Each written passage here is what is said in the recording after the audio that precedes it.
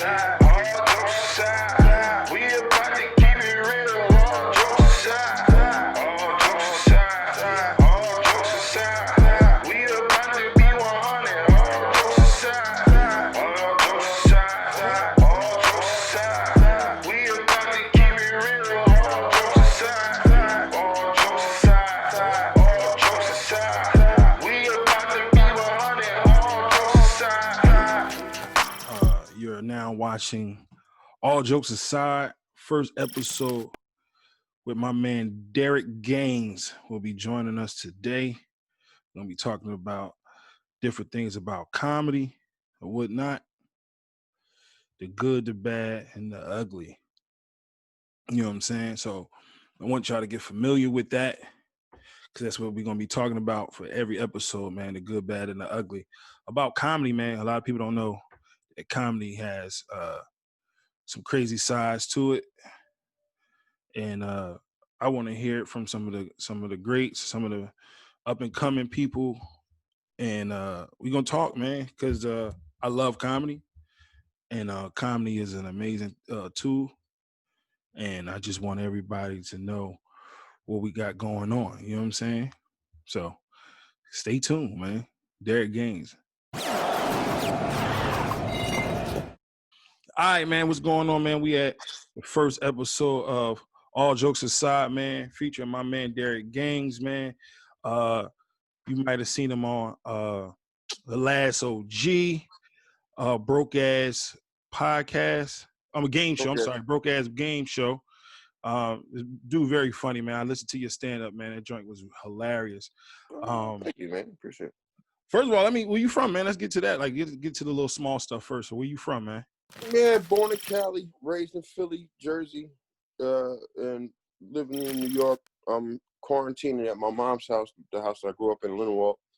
But yeah, man, from Jersey. I started wanting to be funny when I moved to Jersey. So that's what's up. Now, you know, we met through a mutual friend, but I got some information from from one of my homeboys that I told him that you was coming on here, man, and I heard you can dance, bro. Like you was in a dance group or something.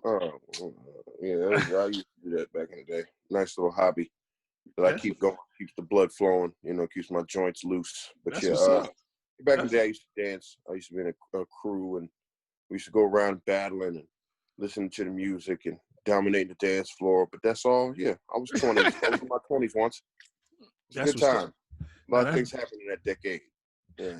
I think that was dope, man. That's what's up, bro. Like that's because I'm besides doing comedy, man, I love dancing. I love all kinds of shit, skating.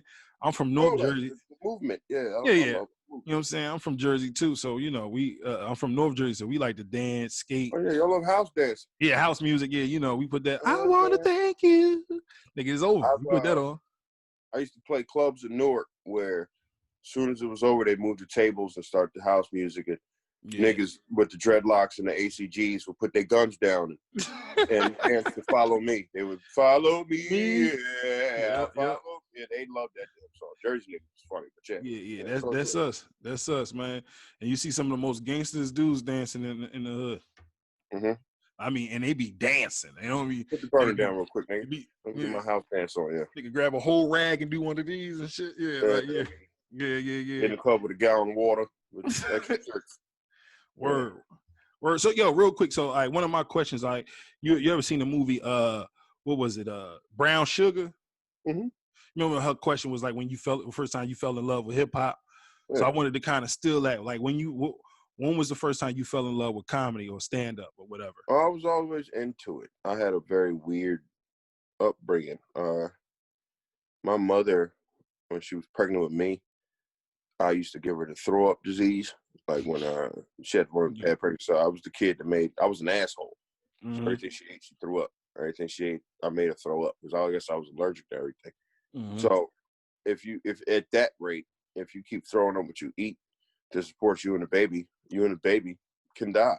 So she didn't want that to happen. So she was like, I got to do something. So what my mother started doing, she started smoking weed while she was pregnant to trick me out in order to eat. So she kind of tricked her own pregnancy. So she'd start making the baby get the munchies from the inside. So I'm munching as a fetus. And then as she ate, burgers and fries, she'd sit and watch Eddie Murphy's Delirious, right, while pregnant with me. So I can't see Delirious, but I could damn sure hear it. I could damn sure feel it. Definitely. My mom's laughing at it, so I'm in the womb shaking around when she's laughing. So I guess they had to do something. Because you know how they say, play classical music and your baby will come out smarter. But if you play the Fuck You Man, if you play Eddie Murphy, you don't know what's going to happen. So I came out kind of hammy. I was always impersonating cartoons and with my mom and try to do what Bugs and Daffy did. And when I got older, I used to do talent shows and I used to do little jokes my friends told me at school, and I flip them and make them like performance quality and do it in front of day camp. Like I've always loved comedy as long as I can remember. So I was always trying to ham it out. I was always the class clown.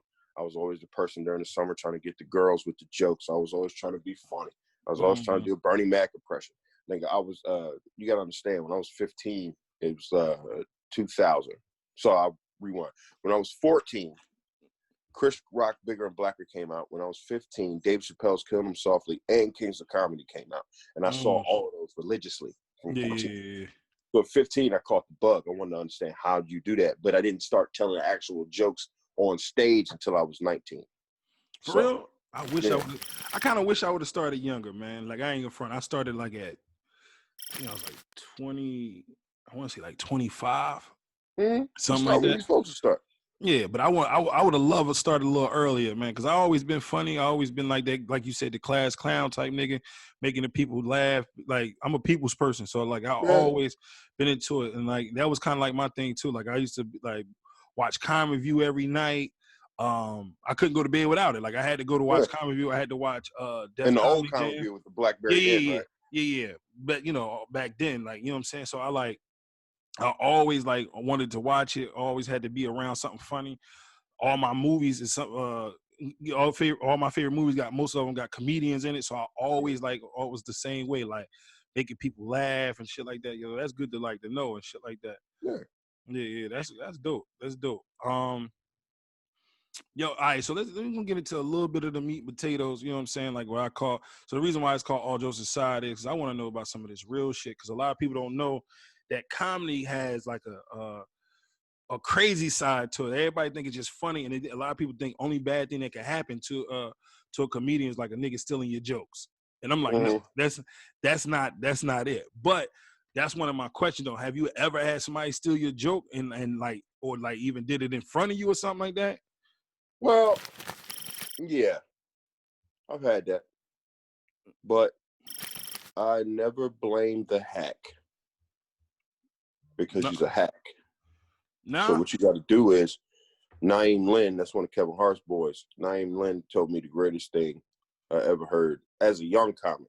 I wasn't even that many years in the game when he told me the greatest thing you could ever tell a comic to force him to be original. So Naeem looked me up and down. He was like, you don't want to get your jokes stolen. You got to write jokes that niggas can't steal. I was like, So I was like, okay. So in order for that to happen, you have to write really original shit. So you got to sit down and you got to really think about what affects you and how it and what it does to you personally. And if you sit down and really write like that, and you really try to make it some kind of experience that is autobiographical, that nobody can really fuck with your shit. So therefore, it was like, I learned early, when you get jokes stolen, I mean, your jokes was too easy to tell in the first fucking place. If he could remember them and then do it himself and then remix it, you're not doing your job as an original, unique stand-up artist. So getting your books a little harder, because the hack is going to be the hack, and there's always going to be the hacks. And people recognize the hacks. You know why? Because there's so many out there.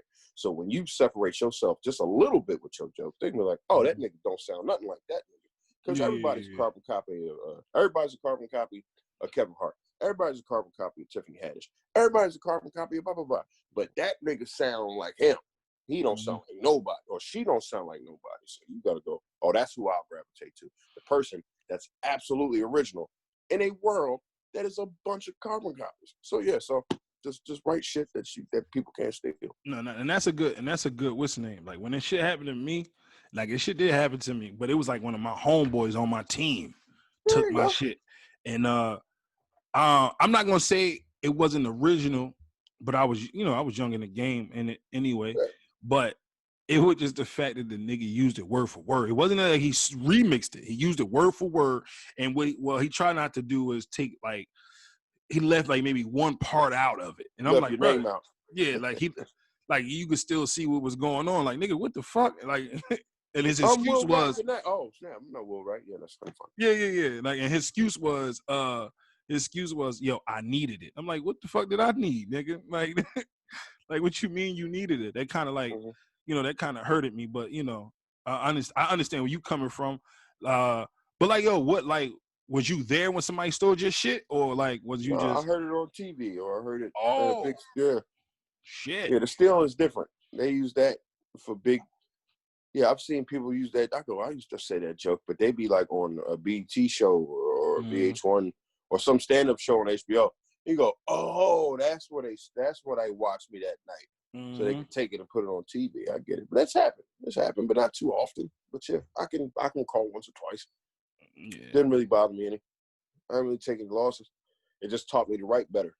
Because you can get mad, but you got to go, damn, I got to outsmart these niggas. No, definitely. You definitely do that. Like that I never even used that joke again at all. Yeah. And I watch, and then this is the crazy thing about it. I watch other niggas go, yo, you stole this joke from this person. You stole it from that person. And you stole it from that person. Like he kind of like put a little remix on it now thinking about it, but it really wasn't. It was so close to my joke. It was ridiculous. And I'm like, nigga. So when I watched, like like I said, he was a part of my team. So we went out after that, a bunch of times. We've been on the same team for years after that. And to watch him when he did that jokes, people come up to him like, yo, you stole that. I heard that on this and that. And I was like, Well, he's going to steal again. You realize that, right? Oh, no, we know that. So I know this. Right? I know it's more of an interview for you, but like, nigga, let me tell you this one. So we had, I had a show I got booked in Delaware. So instead of me getting booked by myself, I told him I could put them on a whole show, a whole production. Let's do this, right? So I bring him down. No, my fault. I didn't even bring him down. I brought some other dudes from Philly, some dudes from Trenton, New Jersey. We went down there. So one of the dudes from Philly, me and him had a joke that was kind of similar, but I know he never heard it from me, and I know I never heard his from him. But when we did the joke, I never did it tonight. He did his. So I said, yo, if you're gonna do that joke tonight, go ahead, do your thing. I'm not gonna even use it. I make up shit all the time on stage. So he said, all right, cool. So he gets up, do a whole nother joke. Now, he didn't take my joke. He took my punchline to a joke. The same cadence and same everything. So when he got all the stories, I said, yo, the fuck? I said, yo, where you get that joke from? He's like, yo, I thought you said me and you was good on it. I said, not that joke. This joke right here. I said, how you get that punchline? He said, yo, your boy, me and him was working on something, and he told me that I should say it like this. I said, word? I said, yo, that's my joke, bro. Like that part right there is the end of my punchline of my joke. And he was like, yo, that's crazy. And then the other guys that was with me, we was all together, and they was like, that's super crazy. So I was just like, yo, oh man, I wanted to fight. Like, and that's another thing. Like a lot of people think like if somebody steal your joke, it's flattery. That shit is not flattery to me, bro. That's stealing. Like I be wanting to box. And he's not the only person that stole some shit from me either. So it's like, yo. Well, look like you need to change your team, nigga. Listen to rap. Smaller in circle. No, we working on that. They gonna hack at you, nigga. That. Yeah, you right now. We working on that. Like the only good thing about my team that I did revamp it, and then I'm the only one. Me and another girl. Well, she just moved to Philly, but we the only ones in Jersey. Everybody else is in L.A. and I got one in Oklahoma. That's it. Out that way. But that nigga, I don't do nothing with him no more. I got you. Yeah. Wow. Well, yeah, getting your joke stole, that's a small problem compared to the game itself. So you just got to really get in your books and write personal shit, and then people can't steal it. Nah, definitely. And if they steal it, they know they fraud because they don't even sound like you. Like, Nah, definitely. And that shit sucks. Yo, so another question.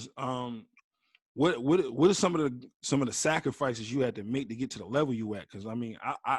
I admire where you at right now, and you from Jersey, so that kind of give me a little hope that we I niggas from Jersey can move around. yeah, I left I left the dance game behind, and I stopped dancing in clubs for free and figured out if I'm gonna do some artsy stuff, I'm gonna have to do it myself. And dancing ain't it, because it only seemed like you get in there through your own classes, or you got to go travel the world and compete against people from France for $50 or whatever. And I'm like, nah, bro, I like talking. So I left. You know, I just left South Jersey. I went to New York. I just picked up everything, went to New York. Thank God I didn't get girl pregnant. Thank God I didn't really have that much bag. And thank God I had a supportive mom. She was like, go True. out there, see what you can do. You ain't got nothing over here. It's just you. You're the only child. Nigga. Yeah, Go be somebody. And I'm like, oh, all right. So I left.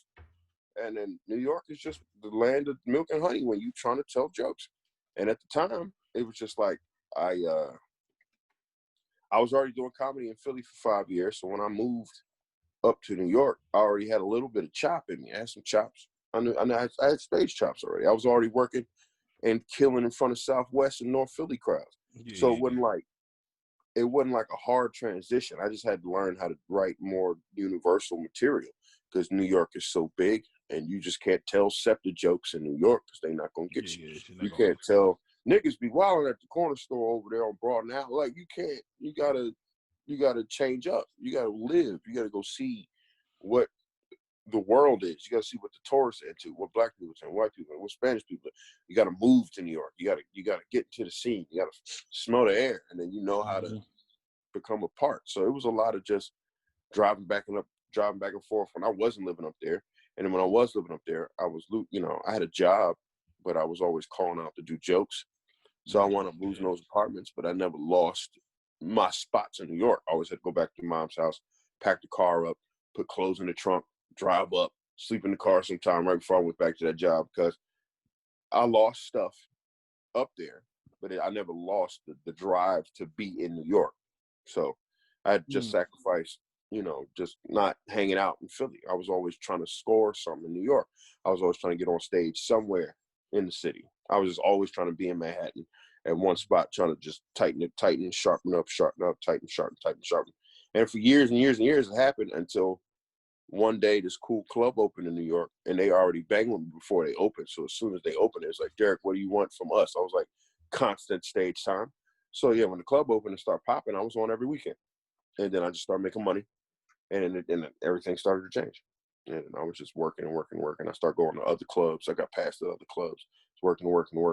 And I became a staple in stand-up in New York. And then, of course, when that happens, you get auditions and showcases to do bigger things. When I showcased to go to Canada, the Just for Laughs comedy festival out in Montreal, I got signed. The first day I was there. I got off stage. A bunch of white people came up to me with forks, knives, and jewelry. It was like, yo, man, you funny. And I was like, well, all right. Took a while, but thanks for noticing.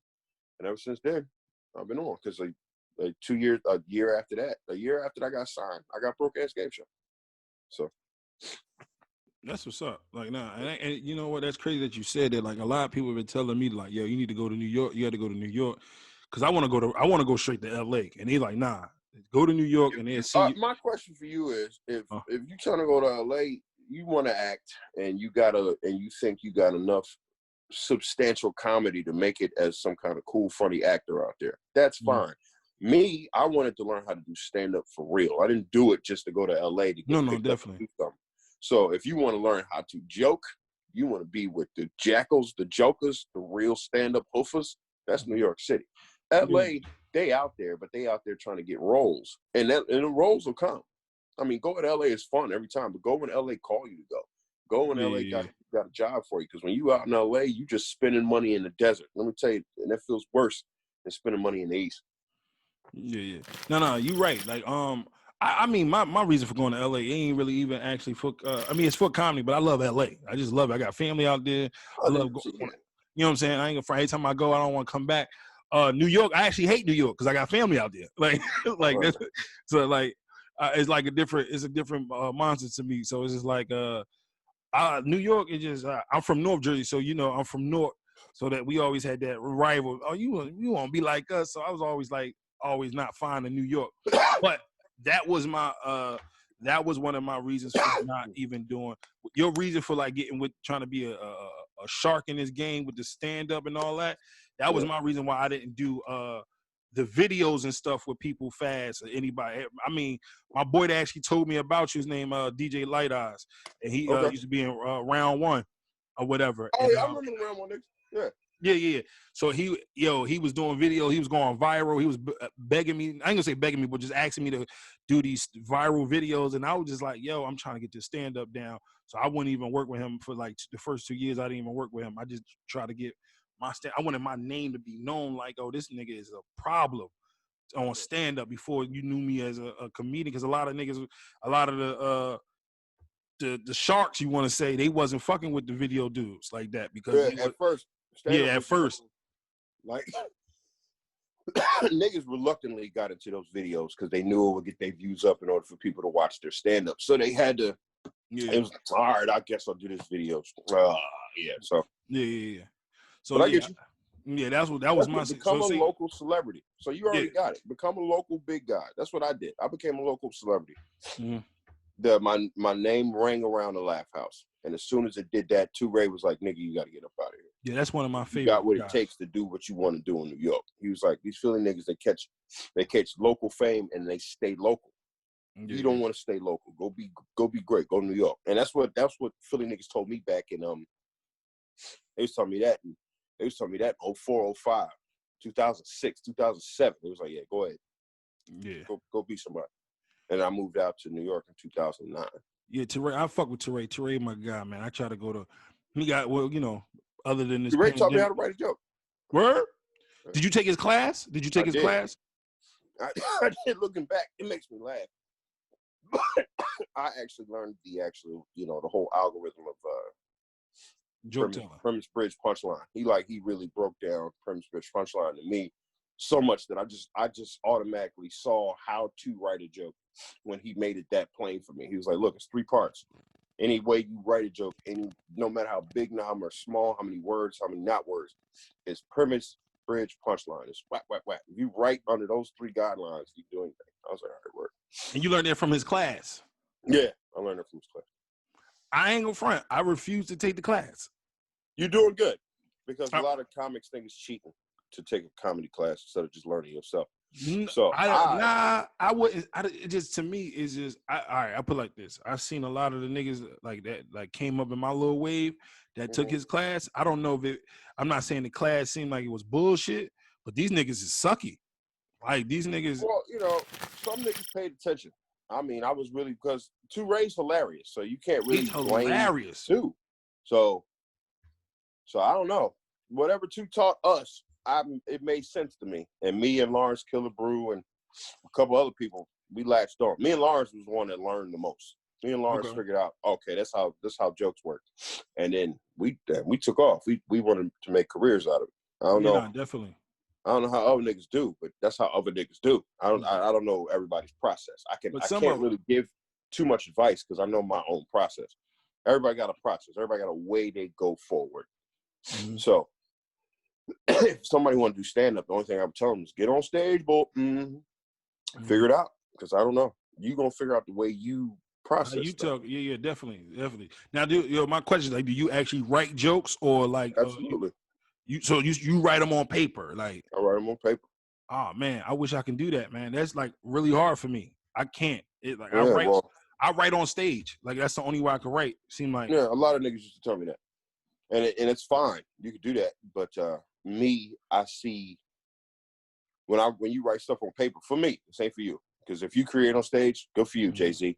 But like me, I write stuff down so I can get more, so I can ring out more jokes. Like if I'm just up there on stage and the first thing comes up, I'll use, because I fail safe. I'm like, all right, that's good.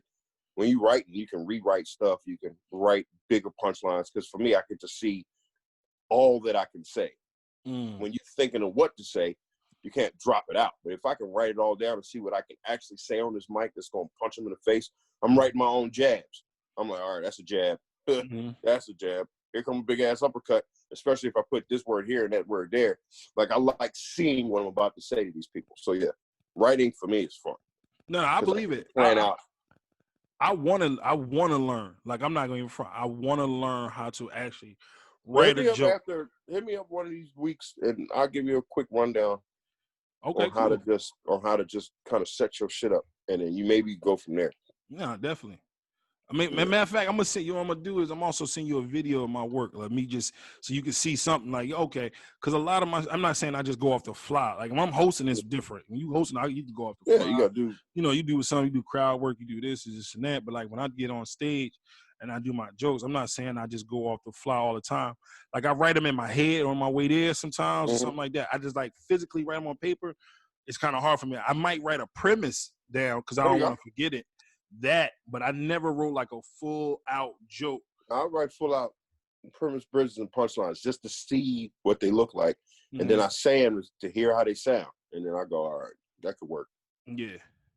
All right, yeah, that's definitely. I mean, yeah, I'm with that. If you definitely can show your boy something, and I'll take it, bro. I'll take it, man. Yo, so all right, another question is like, yo, what's like one of the craziest things you've seen out on the road, or like what you've been going through? Like, what's some of the funny? Give me some of that a crazy story or something. Crazy story of comedy. A crazy story of comedy. Well, I live in New York, so every night is something. So I'm running around the city, especially on the weekend. And New York is jumping. It's nice out. Anything's possible. So I guess I've seen fights break out in the comedy club. We all have. Fights break out. Somebody say something on stage, and the nigga in the audience don't like, and he the head of his table, so he feel he got to defend his ego. Yeah, there's stuff like that. But crazy, I only had crazy good things. I mean, you know, like I remember when I was on tour with Amy Schumer, and we was in a private jet, and we was flying over. We was flying from Philly to Baltimore, and we stayed low under the clouds. And as we was flying over Philly to Baltimore, when we was flying to Baltimore, I was looking like, damn, I did this shit from telling jokes. Ain't that crazy? Like I was like that. I'm in a PJ right now, headed to the Four Seasons because I'm kind of funny, and people who are also funny think I'm funny, and they bring me along. So it's just like, oh, that's ill. Because I remember I used to sleep in my car, or I remember I used to be a janitor for the state. Like, you know, I used to work at the New Jersey Turnpike and the Garden State Parkway, you know, cleaning up toll booths. And then to sit in a private jet and go tell 10, 15 minutes of jokes for big money, you just go, you gotta laugh. You go, definitely. That's craziness. So crazy, not too much. I mean, if you move to New York and you start doing the hood shows and the good shows, you're gonna see wow. People want to be funny. Girls want to fuck you. Guys want to fight you. You go to Bomb, Mocha Lounge in Harlem. You got to tell jokes at a bar. You got to tell jokes at the corner of the bar and hope you don't get booed off stage. And if you do, Smokey's going to come up there and tease you for 20 minutes. Talent. If you go on the road with talent, talent is the greatest. But he's also a bully if you bomb. No, definitely. No, definitely. That's my guy. Talent, Teray, Smokey, Talent. Remember, I got a story about that. Me, Talent, went to a couple of places and somebody bombed real bad. This boy tore this dude up. Like the dude wanted to cry. And I'm like, yo. And he was the butt of the joke for the rest of the night. Like, matter of fact. That's how talent weeds out. But that's what I love about talent. Talent weeds out the weak from the strong. Because I've gotten those beratings from talent when I bombed, but I always came back. Then, lo and behold, before the Laugh House died out, I was featuring for talent every time talent was in town. So it was like, oh, all right. Yeah. So it was just like, you're gonna get that.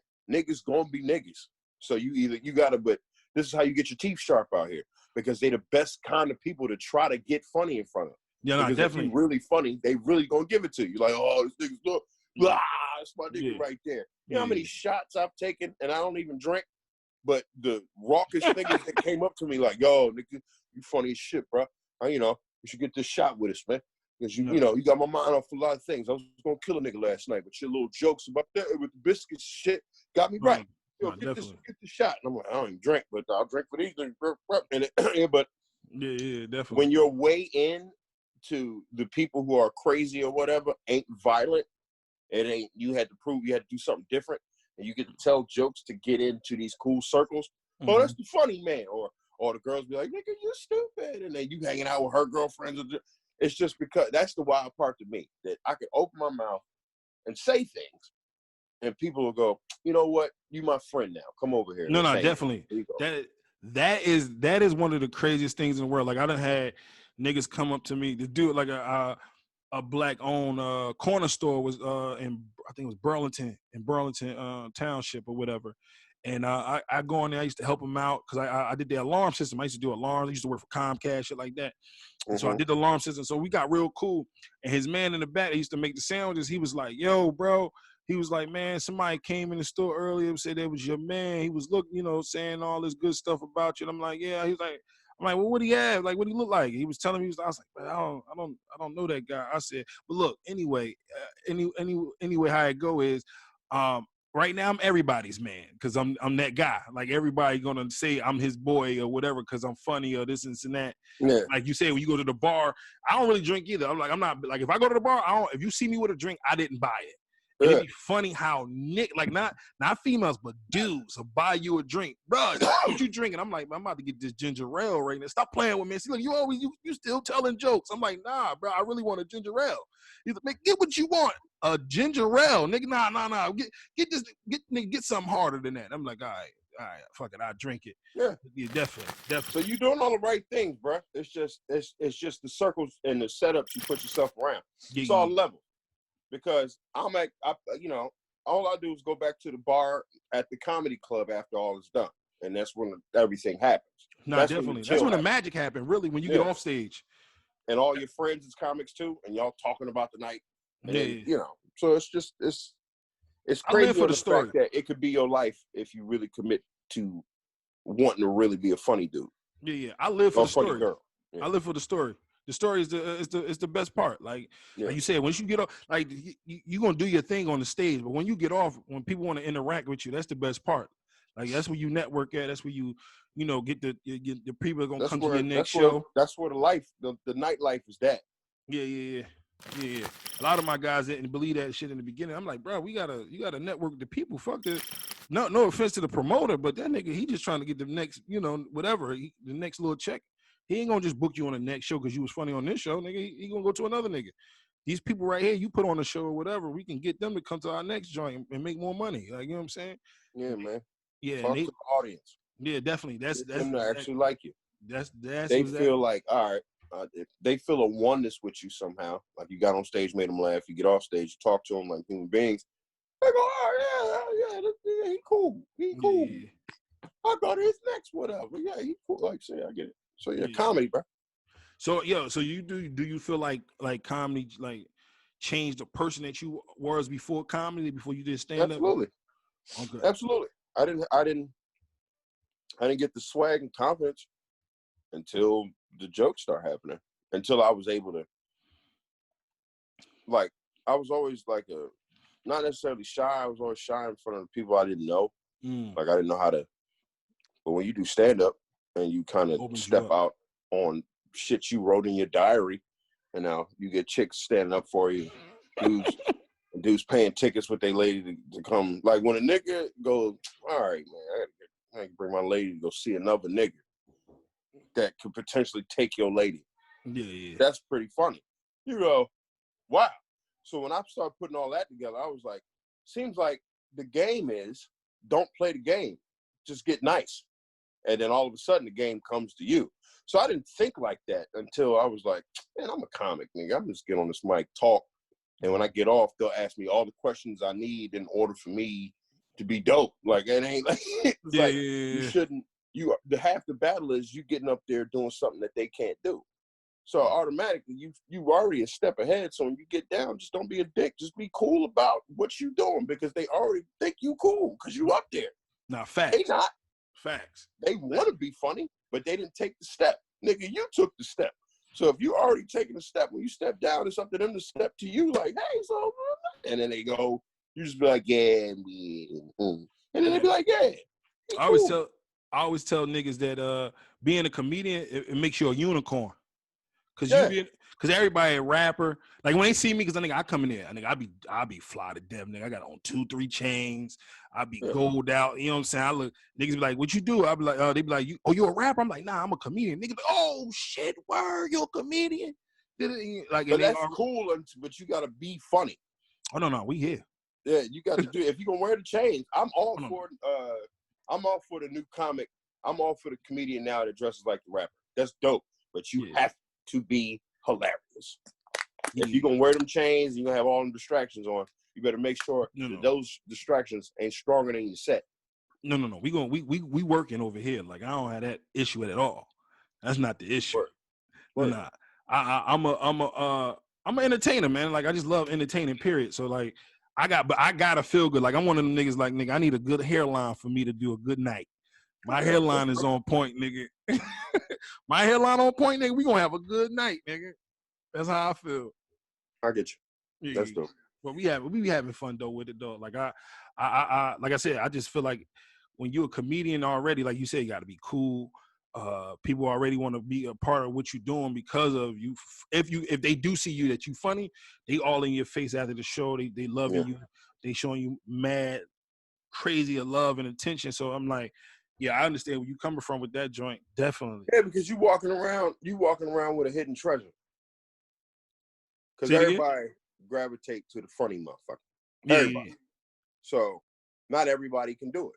That's why, because when you hear conversations with people and how civilians think things are funny versus how a bunch of comics talking, it's a really funny conversation. Like you just go, oh, all right, I see. They don't have the insight I have. I mean, they laughing at what they think is good, but we over here studying funny. So it's like we know it's good. So everybody want to be around what's good. You see what I'm saying? So yeah, it's like a hidden treasure.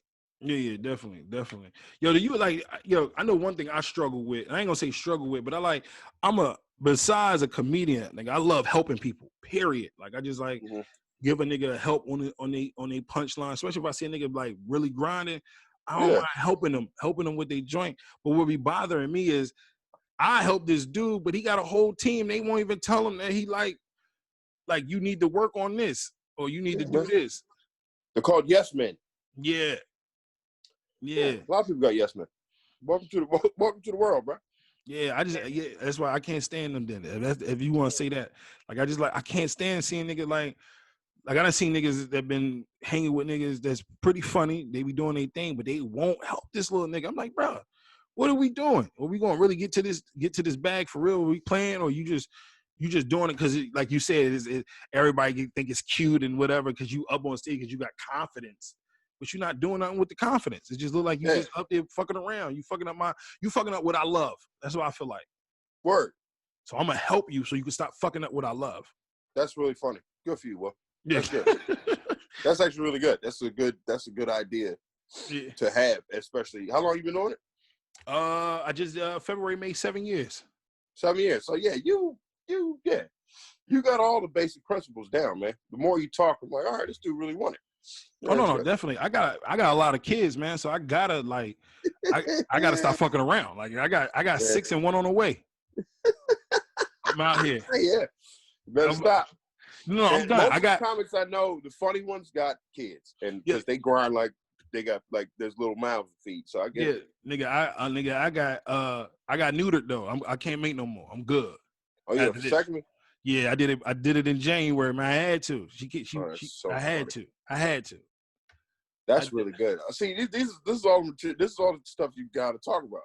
Oh no, we did. I talk about that on stage. That's like I actually like kind of open up with that. Like I got at the time, I got 6 kids. I open up with that, and then I give you the good, a little bit of the good, and I give you a little bit of the bad of why having 6 kids is cool, but not at the same time. Like it's aggravating. Joe Jackson.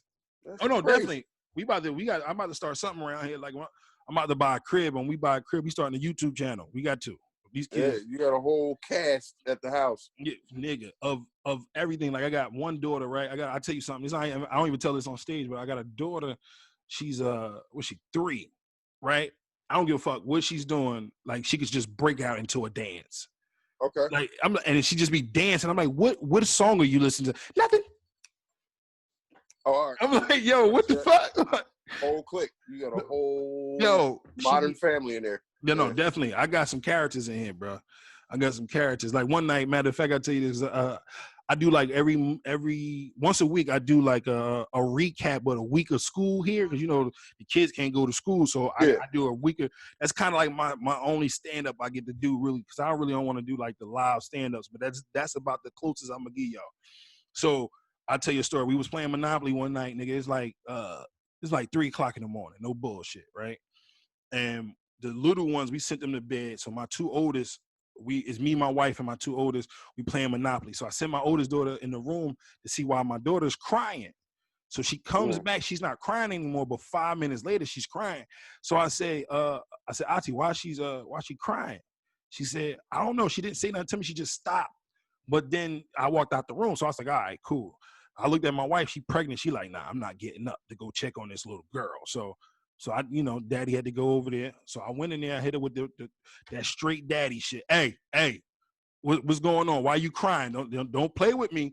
Tell me why you crying. She looked me dead in the face, go, I want to get up and dance. I said, what? She said, I want to dance. I was like, yo, please turn over on your stomach and go to sleep. Please, you're killing me. No, that shit is hilarious. You right. I got characters in this house, bro. Yeah, so you good. You're going to expose them. Start it up. Mm-hmm. Definitely. That's crazy. Definitely. Let me see what else we got. What else? Another question I got for you. Give me anything you hate about stand-up or comedy, period. Like anything you hate about it? Well, there's politics and everything. Oh, yeah. I mean, oh God. But I don't necessarily hate anything about the stand-up per se. I love the stage. Yeah. All the politics is when you get off stage, but it's like sometimes getting up there is tough because some people that have they hand on the pulse of stand-up shouldn't have their hand on it because I don't find them funny or I don't find them mentally equipped to understand why some comics are funnier than others because it's through experience. And some of these new people that come into Comedy Central, all these execs and all that, they lack the experience to tell me what comedy is. So when I see what people they put on the mic sometimes, I'm like, what? Really? That's what you really thought was going to crack open, this show was that comic or this point of view or this style of this person. They don't even do shit. Like people don't go back to the essence of Def Jam. Like they think it's something that's ancient or prehistoric. Like, nah, when you made people run around and jump up, go crazy, that's comedy. That's comedy. The motherfuckers up here holding the mic with two hands and saying shit that's ironic in a wrinkled shirt or some fucked up shoes. You be like, that's not what stand-up is. I don't know where you came from, but I was born to where everything happened for me in the 90s. In the 90s, I remember, if you was funny, they showed you. Yeah. Definitely. They would run around. They would clap hands. They would stomp their feet. Like, that's, get me back to that. Like, that's, why don't you put on something like that? Raucous. So, I haven't seen the raucous in a while, but it don't really make me mad. I just go, well, I guess I might have to bring it back. No, somebody. I'm with you on that one. I'm definitely with you on that. I'm a Def Comedy Jam comic view baby for real. Like that's what made me like. What shocked me is the fact that I get to work with some of these guys. Yeah, like I done shared the stage with the Terrays, the Talents, the Denny Lives, and all them. I didn't share the stage with them. Matter of fact, Denny Live is gonna be like my next guest for the second episode, and just Love to have. Denny Tommy funny. Too. I've been in the car with Tommy. I done drove Tommy Too Smooth to Virginia. Me and him and shared the stage a few times and stuff like that. Him telling me like, "Yo, man, just stick with this. I think you gonna be all right. If you stick with this, I can see you." He's like, "Yo, I see you. Give me 2 years in New York. I see you on TV right after that." And I'm like, Tommy used to tell me, "You the nigga who came up. You gonna be the one on TV." He told me that a long time ago. He told me that worked too. Out. Yeah, it's just shocking. Like even the fact that even Tommy Too Smooth was in Kevin Hart's first book about the same shit. Like, you know what I'm saying? Tommy Too Smooth is a good dude, man. it's some things I hate about him, but he's still a good dude. He's still a cool dude when you're around him or whatever. And it's just Tommy was good at owning the stage in front of your face. Like if Mhm. he had a problem with you, I remember we and him did hibachi one time, Mm. and this is after I had one On the had a water? teacher. You talking about hibachi on the And water? yeah, we Okay, did I a know what show you're talking hibachi once, and I remember I was already on TV, so Buck slated me as the headliner. So I guess Tommy didn't like that too much. So I got there. Dave Temple was there. He whispers to Dave before he went up, "I'm gonna cook this nigga." So he's talking about me. So Tommy went up there, slayed. Tommy went up there, killed, like murdered, standing ovation. Had roller skates on. The nigga had the whole outfit on, rollerblades and the park ranger hat on. This motherfucker went up there, slammed it down, and then looked at me. He skated by me with the face like listen, Will. He skated by me at the showroom in Hibachi's.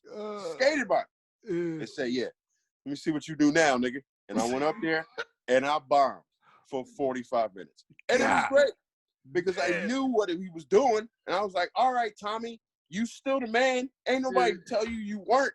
But somehow, because you weren't the headliner, I had to suffer for it. But fuck it. I'm not going to not go on stage. Let's just go. And I bombed for 45 minutes. I walked everybody in the room. Hey, Lee's look, I did two quick little stories real quick. Since you died like that, we did a Jersey versus Philly night one night, and we did like I host with another guy. We went back and forth on the hosting, and my guy, my headliner, Bob, my niggas on my team like, yo, take him down. I'm like, no, let him die. Just let him die all the way out. Fuck that. Nope, he gonna get his whole 20 minutes. Let him die. I don't care. This nigga had one good joke the whole night. I was like, let him die. Fuck it. But my other story is with Tommy, same room, but it didn't go it didn't go bad for me like that. But I had did a show like a week before with Tommy in Violin, New Jersey, and Tommy you ever heard of the dude Malcolm Hill?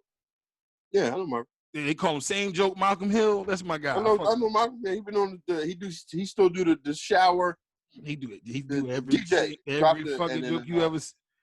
He do the let me get a quarter pounder with cheese. We at the library. Let me get a quarter pounder. He do his hand like that. Let me get a quarter pounder with cheese. Yeah, that's him. Yeah. So he told me, he said, yo, you know, he the host up there now. He be like, yo, come up, whatever, I got you. So I get up there, a bunch of niggas looking for guest spots. And I'm like, yo, I drove from Jersey, bro. I done paid the toll. Yo, come on, bro, put me up there. So he said, all right, he talking to the promoter, Mikey O, and they like looking at me like, nah. He like, yo, I'm gonna put you up, right? So Tommy up there looking for a guest spot, but Tommy is his right-hand man. So he put Tommy, he said, yo, you going up next first, Will? I said, all right, cool. And then he called Tommy. Now I ain't gonna front, I'm a young nigga. Like I'm like 5 years in the game. I'm like, yo, why would you do that? Like, I'm not scared, but I'm scared. Cause I'm like, yo, he a legend. No, you can't follow Tommy. Why would you put me at the time? I see what y'all niggas trying to do. Well, I got lucky that night because Tommy didn't have the outfit. He won him as Tommy Too Smooth. So I kind of got lucky. So he was doing the characters, but the people really wasn't feeling it because they didn't see what the character was. You get what I'm saying? Yeah. Like so if he do Ruler Made without the outfit, it's kind of weird. It's a little weird. So it was like, but it was. He did but I ain't gonna front. He still did amazing. But nigga, I went up. I had to redeem. I couldn't take the L. I refused. I couldn't take the L. I did a quick 6-7 minutes and got the fuck up out of there. And one of the promoters' best friend remember me when I first did comedy because my second time ever doing stand up was in that building. Matter of fact, I think the second and third time ever doing stand up was in that building. And he was like, yo, I remember you. I remember when you was all right, but yo, you funny now. Like you funny as shit. And I was like, yo, thank you, bro. Like that night was a good night. And that night, after that, me and Tommy rolled together for about 2-3 months. And he took me everywhere with him for a little while. For a little while after that night. Tommy is definitely always a fun stepping stone in your travels up to whatever you want. Yo, listen, a lot of them, even What's name almost got me one night too, real bad. Talent. I went after Talent. Them niggas. It. I hate to say this because this is my guy, but you ever heard of a comedian named Top Flight from Philly? Good on top. I know All right, all so these guys, bro. all right, so Top Flight had a birthday show, right? So he had like two white boys. One of them just kind of first time ever do stand up, and it was me, him, two white boys, then me, and then it was gonna be him closing for his birthday show like 2 years ago, and the host was one of my homeboys from Trenton because we was like up that way. We was like in Hamilton, and he let him host. Talent came through because one of his shows canceled. So Okay. it was like another nigga, then me, and then Top. Well, Top, I felt like Top didn't want that pressure before he went on. So he put him on right before me. I said, yo, once again, I said, I see what y'all niggas trying to do. Y'all trying to fuck me up. Yo, it was like one of the best nights I ever had. I had Talent. When you know how you, like, I admire Talent. He one of my favorite comedians. And to have him in the back scream, oh shit, that's crazy. Like, and then me and him went, like, after that, he's like, and one thing I like about Talent, he's so down to earth. Like, he treats you like he met you forever. Like, he don't cool treat like you like, it's not like, hey, how you doing? And keep moving. He's like, hey, what's up, man? What you into? This is that. And yo, me and him, so since I seen him a bunch of times, by this time, he was like showing me mad love. I had did a joke for the first time. And he hit me. He was like, "Yo, you should add this to it because I think this will help out." And then we got into a whole bet. Like if the bet was, Top Flight was if he gonna take his jacket off or not during the set. I won that bet. that nigga when he don't take his jacket off, he's shaped weird. That's why he don't take his jacket off. If you ever seen, I don't give a fuck how hot it is in that motherfucker. If you see Top Flight with a jacket on, he's keeping it on while he's on stage. Well, Top used to look like he used to be a big guy, and he used to dress like a woman, and that was his closing bit. When girls go to sleep at night, and what he had the cap, and then he started losing weight. Yeah, he lost weight. He started losing weight, funny style, like it like it's disproportionate. Like he got hips, but he ain't got no waist. Like it's weird. Like the nigga. I know what you're talking about. Yeah. Top, so he's funny looking now because the way he lost weight. And I'm not talking about Top to tease him, but shout out to Top. Like, he could take a joke. Nigga, yeah, I know what you're talking about. That's weird. Yeah, Top. So I was like, yo. So that nigga ended up cash apping me $5 before we left. I said, look, nigga, you might as well just cash at me, nigga. This nigga been on stage for 25 minutes. He's not taking that jacket off. That nigga cashed my post. So funny. I fucked around and posted and tagged that shit nigga into the Cash App post. Come on, playing. It's your ass, Mr. Talent. Yeah, I gotta eat breakfast soon. How long is it? Like an hour? No, we about to wrap it up, man. Well, this is like one of the questions I want to know. What do you want people to get from your stand up? Like, what do you want them to leave with? I want them to leave with the jingles. I want them to leave because I do jokes that got some kind of jingle to them. Like some of them be having jingles to it. So if people leave singing the jingle, people leave not wanting to hurt nobody. People leave wanting to laugh in the car. If I can motivate a child to want to grow up and do stand-up, that'd be great. Yeah, if I can motivate a couple on the outs to work it out just a little longer, that'd be great. If I'm on stage and a single woman is out there, I want her to feel like he'd be good company. Definitely. Yeah. Definitely. And just for everybody else, it's just like, yo, man, Derek Gaines is a funny dude, bro. Like he's just funny. Like I like his stand up. I like him on TV. I just want people because it's a bad time we living in right now. So right now, all I would want to offer is just joy, because there is no joy. So that's hard. Yeah. There's not really much joy going on. So if I can give you some kind of joy, I mean, granted, I'm gonna make money because I'm good at it, but deep down, it's just like feel better. Take care. Don't hold on to what's going to stress you out, what's going to make you panic, what's going to hurt you. So definitely. That's what I'm here for. So throw all that shit at me. Yeah, I'm funny, and I know how to beat it all because I wrote these jokes. I've been on stage for 17 years now, so it's like I got you. Yeah. So when you leave a Derek Gaines show, you just go, that motherfucker is out of his mind, and I feel so good drop it home because he was so silly on stage. Yeah, I can't wait to see you live, bro. Cause when I put up here that you was coming, you was gonna be my first guest. I was getting in my live. Yo, he funny as hell, bro. He funny as hell. I said, yeah, I can't wait. Like I want to see it. Like I had to go. Like I said, I wanted to do my research, make sure I checked you out. And we kind of similar when it came to, especially talking about our moms. Yo, you had me dying talking about your mom. Cause like I got a joke. I'm talking about my mom. Like I love my mom. My mom name is Denise. Okay.